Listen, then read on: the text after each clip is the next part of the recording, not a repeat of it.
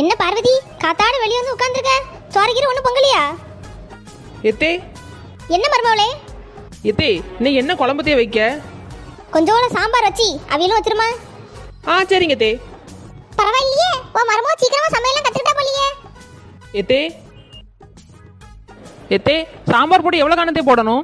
ஒரு 3 ஸ்பூன் போட்டா போதுமா? சரியா? சரிங்க தே. ஏக்கா சமையல் மட்டும் இல்ல, அவ எந்த பொருளா இருந்தாலும் என்கிட்ட கேட்காம எதுவும் வாங்க மாட்டா. ஒரு பழுதைக்கு பிரஷ் வாங்கினா கூட என்கிட்ட கேட்டு தான் வாங்குவான்னு பாத்துக்கோங்களேன். பரவாயில்லையே, ஆனா பாரு எனக்கு வந்து ஒருத்தி வாச்சிருக்காளே.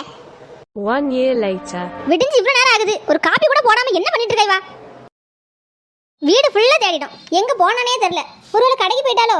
சே, இவ எங்க போவா? நம்ம தானே எப்பவும் போறோம். ஒரு ஃபோன் பண்ணி பாப்போம் இவளுக்கு. மாடி மருமோளே, எங்க இருக்க?